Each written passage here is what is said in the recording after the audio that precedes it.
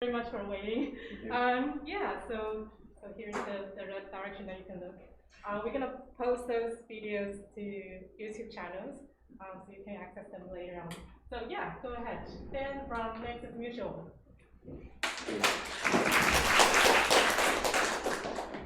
Yeah, my name is Dan. I'm a core developer at Nexus Mutual.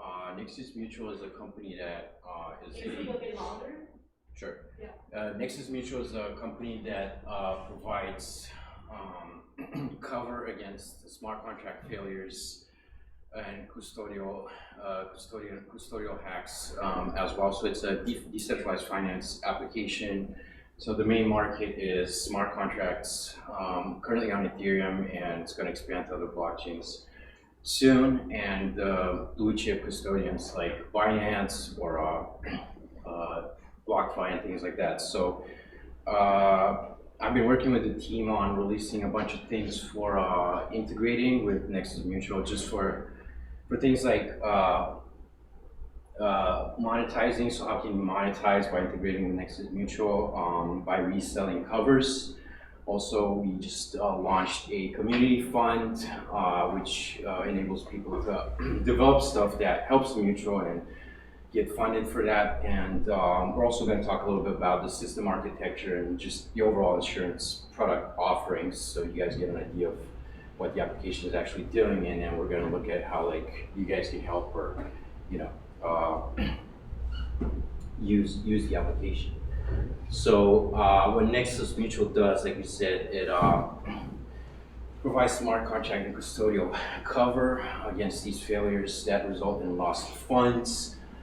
Why do we even need this in the first place? So we all know that DeFi is riddled with perils, because we always have things like smart contracts that get hacked, and there's massive loss of funds. So in the end, what you want is you want to be able to take the risk, but you also want a safety net to fall upon, right? So so far at this point, there's around, at least when I wrote this, it was around $667 million worth of active cover amounts. So all the covers that are currently active on the platform, they sum up to that in dollars.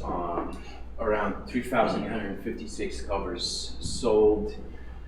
The biggest payout so far was the Yearn hack in February, totaling around 1,361 ETH and some DAI there. I don't know how much it was. And you can see these full stats about how the platform is performing on nexustracker.io. That's built by Richard Chen, so it's one of the investors in Nexus Mutual. So you build this site and you can track all these stats over there.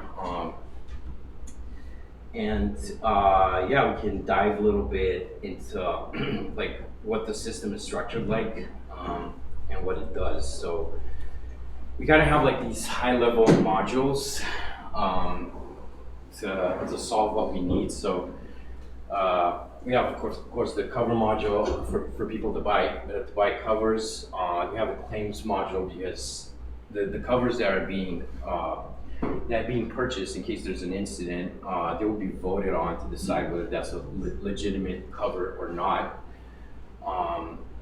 Because currently it also needs to be accompanied by a proof of loss, where you sign with your address that was affected by the hack and say, okay, you can check on chain that I lost all these funds. So the claims module is going to take care of that voting process.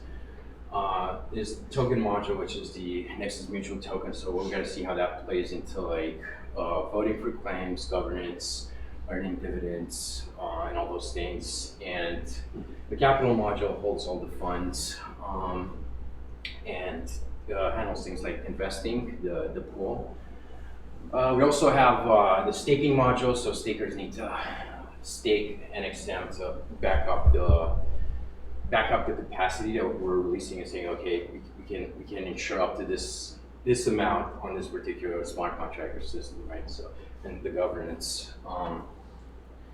So yeah, generally the covers, the way they're structured right now, so they're pretty simple. So you just say that, okay, I'm covering this particular smart contract system, which is currently identified by its smart contract address. This is turning into an identifier that's currently kind of it started out as a contract address, but currently we have like custodians, like Binance or whatever. So there we just like generate some artificial ID.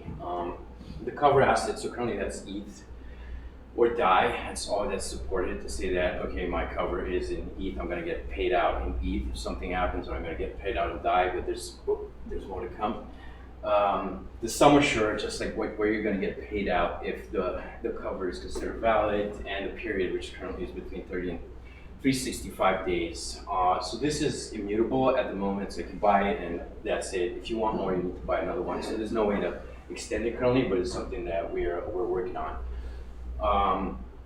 Yeah, so for so the money you're paying for this is dictated by how much is staked on that particular insured contract. It goes down to 2.6%. So like if for the whole year you buy for like $10,000, you're gonna pay $260 worth of premium. Yeah, that's like the floor. It's more expensive if not many people staked. So yeah, so you can also do programmatic integration. We're releasing like this gateway contract, so it's easier, so you don't need to poke around the system too much. You have all the functionality there. The gotcha is that Nexus Mutual still has KYC, unfortunately. Basically, because of the way it's structured, there's a company in the UK that backs this whole thing up. It's not fully decentralized yet, and we're gonna see which parts are not. So this is still a hurdle, but there's ways for you to buy without KYC. So we're gonna take a look at that as well. Yeah, so then like touch briefly on the claims modules. So claim assessors are just Nexus Mutual members. You lock the Nexus Mutual token to vote on these claims. You'll get some small rewards for it. Basically, these claim assessors have to vote with a total stake and exempt for that particular vote, larger, 5 times, weirdly written, but it needs to be bigger, at least 5 times bigger than the cover amount voted on, right? At the current point price for NXM. And voting is closed right away. If it's more than 10%, somebody votes in, it's like, okay, it's 10%, otherwise it waits for a minimum voting time, for a minimum voting time. You need a 70% consensus to decide whether, okay, this is either yes or no. And there's no consensus, you're gonna go to a full member vote, so all the members are gonna vote, and then you just need 50%. That's at a high level. Like there's some details around this. Like for example, if the members vote with less than 5%, five times the sum assured, then it's just going to take the decision of the claim assessors, even though it will. So it's a little bit more detailed than this, but at a high level, this is how the voting works. So it's people vote currently on each of these claims that get submitted. So that's not super scalable right now. So that's one of the things we're going to talk a little bit more about. Yeah, we said that we have a capital pool, so it also works as an investment module. Currently 162K ETH in the pool, some DAI. You buy the NXM token against this pool, so you give it ETH and mints NXM, and you give it NXM and burns it and gives you ETH back. The price of this is calculated on a bonding curve. We're going to take a look at that, like why that's built in that particular way. Also, the investment module also does these swaps on Union Swap to say, okay, we have to make sure that we have, for example, enough DAI to pay out all the DAI claims. The claims where the underlying is the DAI token, so on and so forth. And we're going to add things like investments, so we're going to send someone the ETH, the SDE, so we can earn on that ETH 2.0 staking interest. So that's coming soon. Also updates this concept that we have a minimum capital requirement. How much time do I have? Only do 10 minutes? 10 minutes? 10 minutes? Okay, 15. Are you kidding me? Alright. I thought it's 30. Okay. Alright, I might go through this a little bit faster. Okay. Yeah, so I might skip some parts. So 10 minutes left? Yeah. Alright. So yeah, the pool has this concept of a minimal capital requirement. It says that, okay, we need this much money at the very least to ensure everything we've got on the table right now in terms of covers.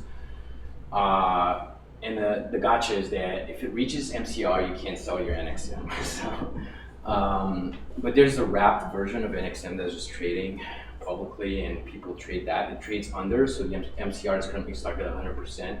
When people started, ETH started climbing up in price, but it's probably going to repeg at some point if things go well and people keep buying covers. So we'll see how that turns out. I might just skip this because it's like kind of complicated, and it's gonna be a mouthful to go through all of this if I have only 10 minutes. Basically, the bonding curve is just at a high level. It's just there so that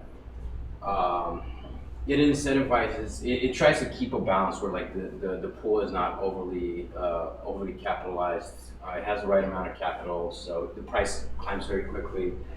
If there's a lot of ETH in the pool, and because it's through Power 4, and people are going to sell it, so it's not like too much capital, more than we need.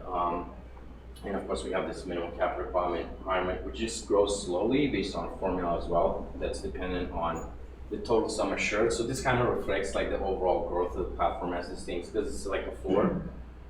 It's gonna reflect the demand, because it's saying, okay, there's more active cover, just start raising it a little bit over time.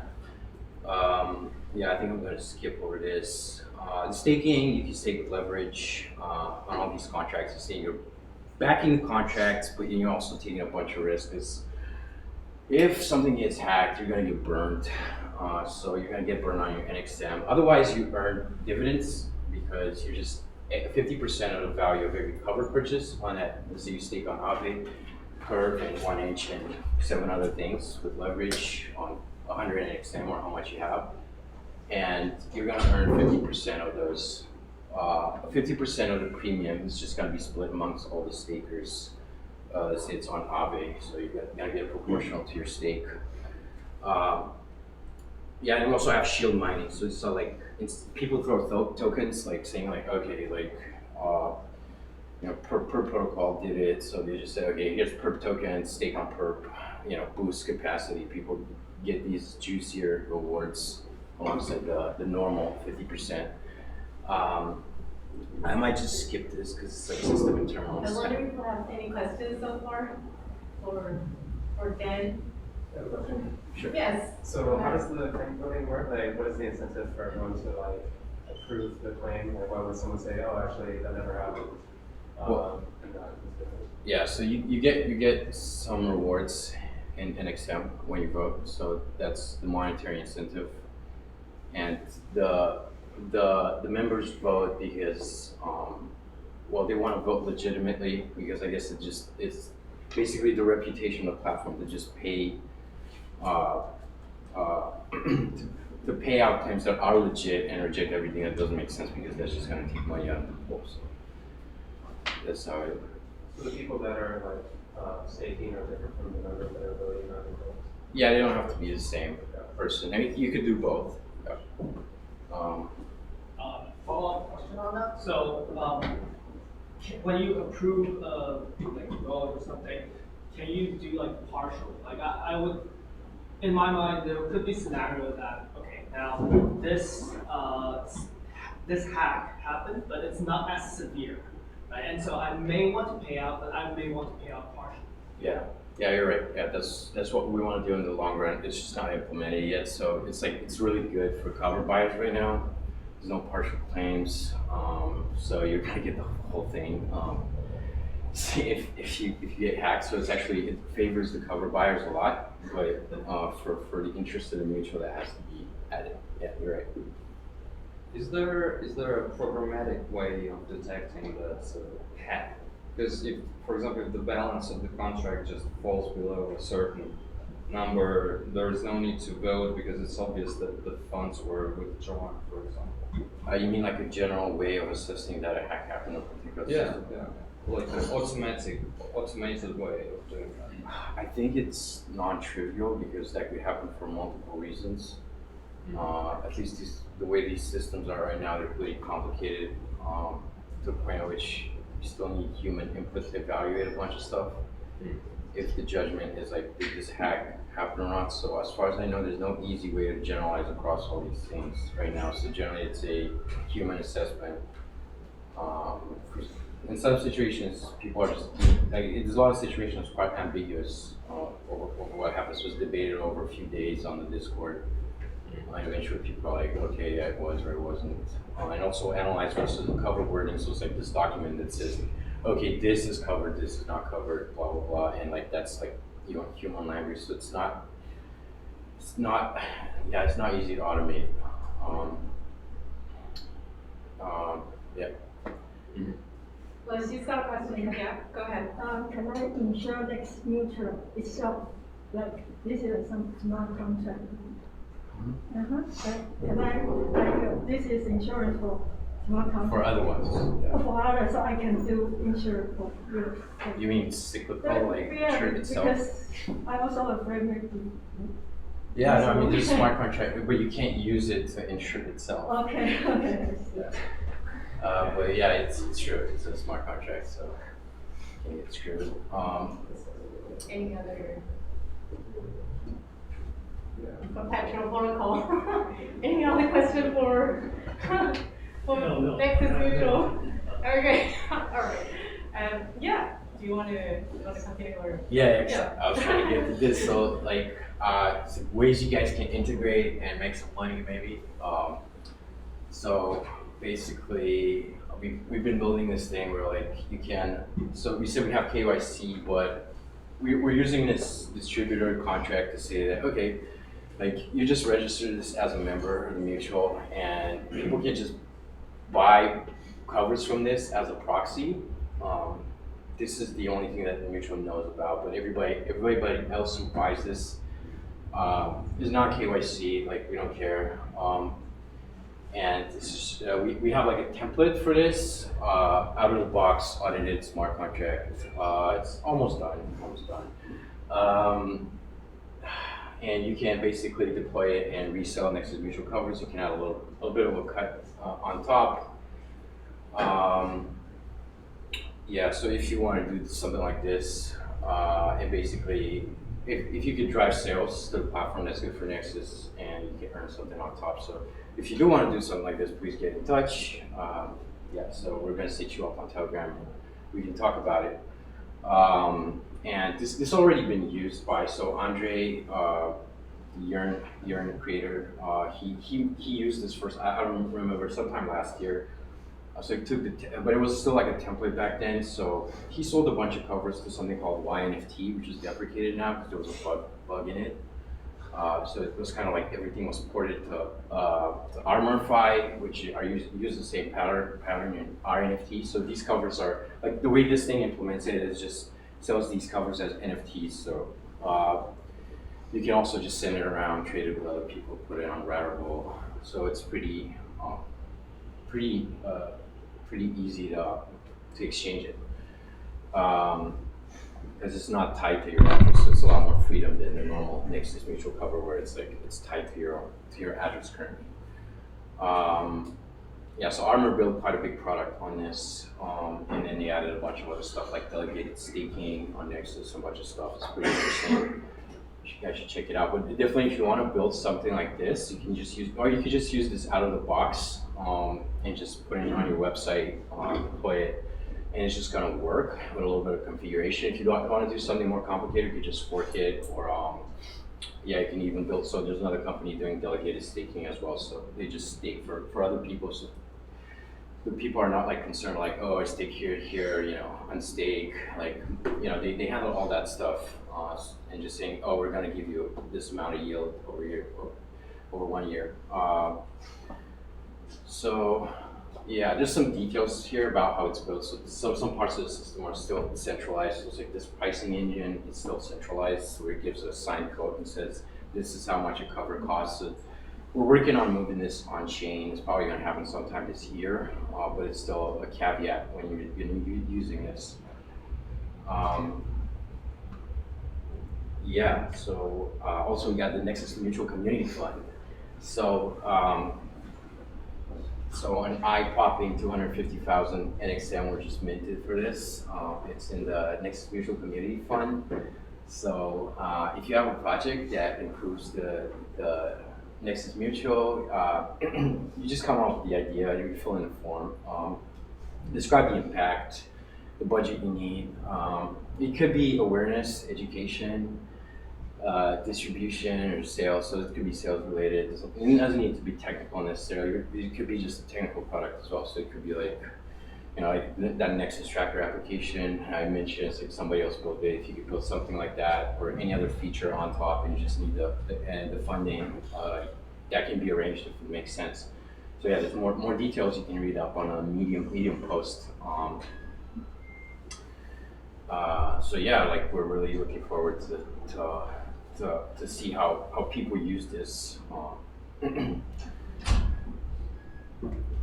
And yeah, I mean, you can use like other ways. What you can do now is you're developing a DeFi protocol. You can just buy cover for your users' funds.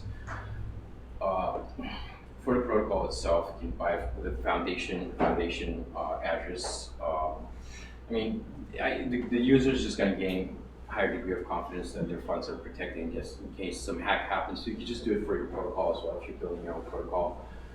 Don't necessarily, or you could just put a link and say, okay, you know, if you want to buy insurance, go ahead and do this. But this may be more convenient because the users don't need to like, okay, I'm using the protocol, I have to go buy insurance, maybe I need to KYC, so that's like a complicated flow. So this could be an easy way out, and maybe it's got to grant you more street credibility if you also have this kind of insurance on your protocol. And there's some future features coming up. It might be pretty interesting. DPEG defense. So if you have a token like ADI or some yield-bearing token, and it gets DPEG, right, or something bad happens, where the value is also like, let's say ADI falls to 50 cents of the dollar, you can cover yourself against this DPEG, and you're just the claim is gonna turn into like exercising a put option to redeem the underlying, so you're gonna get DAI or USDC in exchange for the broken like DPEG ADI, let's say. The MCR calculation is currently off-chain, so that's moving on-chain, and a pricing engine as well coming soon. We're planning to overhaul the staking because the rewards right now are they're not streamed in the best way to the stakers, and they're not as motivated to stake. Only 16% of NXM holders currently staking, so we want to boost that up. Also reduce gas costs. And yeah, I'll go a little bit more into this defect protection. So yeah, the cool thing is that we're not going to have like this individual claim voting anymore. We're just going to vote on an incident, like a DPEG incident. So the rest of the claims are going to be instantaneous. You're not going to wait for the voting. You're just going to be like, okay, here's my ADI. You know, get the underlying out. Because it's, you know, and you're only going to do that if the DPEG is still on. Like, I guess nobody is going to bother doing it if the token got repegged. So this is going to be more scalable than what we have now. And yeah, the reason why this could be a better fit, I guess it depends how you use your funds. We're not super sure how people are going to prefer this versus the normal cover. The idea here being that, like, look, we don't care which system got hacked behind the scenes. Like, yeah, maybe you just, versus just buying the insurance on Aave directly, you could just buy the insurance against the DPEG. So whatever happens, you know, in terms of the hack, like whichever system caused it, we don't really care. Just we're gonna pay for the DPEG, and this the advantage that it's instantaneous as well. So yeah, I guess this is the advantage behind this product, and we're gonna see which one people prefer more. And yeah, that's all I got. And honestly, I was thinking to just take some input from you guys. So QA, yeah. So I've got a question from Anthony, open engineer. Just a simple question. So how can a DeFi team get listed on Nexus Mutual? Is it like a voting process? Yeah, there's a guy on my team called Ricky, and I can put you in contact with him. Yeah, there's usually some evaluation of the project, and people most of the times do this shield mining thing where they also juice up the rewards on the staking side and say that, okay, my platform is this my protocol token? Is this I'm going to put these shield mining rewards up for a few months there, or how long they're going to last, and you incentivize people to stake on your protocol. Usually capacity goes up quite quickly because of that, so a lot of people can buy it. So those are usually the steps. You can get in touch with the team and most likely do the shield mining rewards thing, and you're on.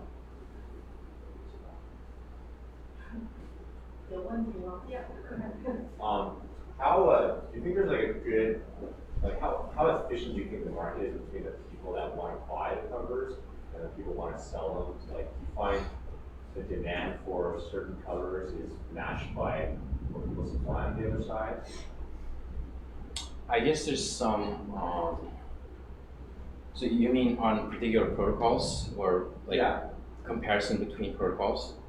Yeah, like, is it, you know, that do the buyers find it's a good price, or like do the sellers find it's you know, they want a higher price and the buyers want to pay, or is that a good match, or anything that can make it better?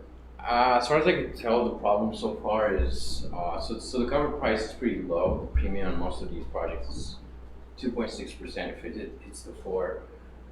So I think it's a good price for the buyers, and it's still like we don't have the cover, like the partial stuff yet, so it's even more advantageous. And if there's a hack on Binance or something, you bought cover on Binance, there's basically no way to 100% check how much money you had. So you're probably gonna get paid in full anyway. And all these things are kind of favoring the buyer. I think the problem so far has been the staker side. They don't feel like they're as incentivized. So I think the side of the market needs to be more incentivized to participate is the stakers. So it could be that the real price of these covers should be a little bit higher, actually. But there's other issues with how the rewards are streamed. So currently, like if anybody bought cover before you staked, you're not going to get the rewards from that, which is not really fair. It's just something about how the system was currently built, so that the staking needs to be improved there. So also, if we look at the stats, like the only 16% of NXM holders is currently staking, which is, you know, that should be higher ideally. So it could be that the real price of these covers is actually higher. But it's good in a sense because it's like, okay, I guess Nexus is gonna get more attention. Like, it's kind of a no-brainer at this price to like buy it for a lot of these systems. So it could be that hopefully this drives sales up more in the short term.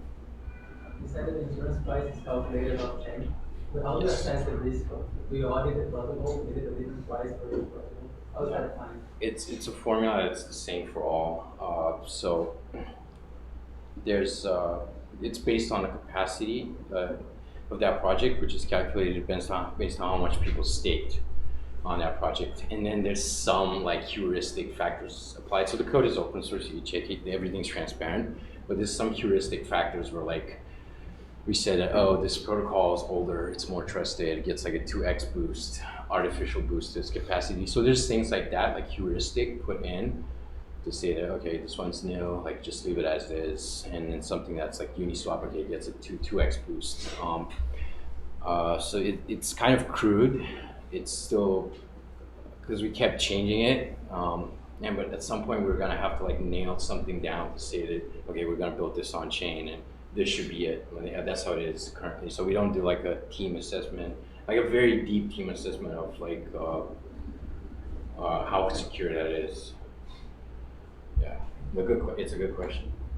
Who are some of your competitors in the space, and like how do you guys compare? As far as I know, people that do the exact same thing, Cover Protocol was a protocol. I think there's still a protocol, but it seems like they don't have a lot of traction currently. Like in the year and a half, they didn't really pay out anything. Other than that, there might be stuff on other blockchains. Like we saw these guys, they like clone the entire UI of Nexus. There's some Binance dudes, they just clone the entire app like from start to finish and change the color schemes. is something, yeah, and some other guys like cloned it and modified it, like they were better at like graphics and stuff, so they did a better job there. But as far as I know now, like Ethereum L1, at the moment, there's nobody that's really tackling the same problem in a significant way that they stood out. Yeah, that's. And are you only on Ethereum, or do you also do other platforms? Yeah, so the protocol is deployed on L1 Ethereum, and we're gonna change the cover wording because that's all we need to do at the moment to say that, look, if 1inch is also deployed on Binance, we're covering that too. So we're gonna extend the cover wording to say like, okay, like if there's a hack on, if 1inch deploys both on L1 and Binance as well, like we're gonna cover both. So that's soon to come, like pretty soon, like probably this month or next month. But we don't have any deployments on any of the blockchains, and we're gonna look to L2s as well to see what we need to change there to say that, okay, we're covering that too. But yeah, we're gonna extend to these side chains for now. So thanks very much, Ben. Thank you.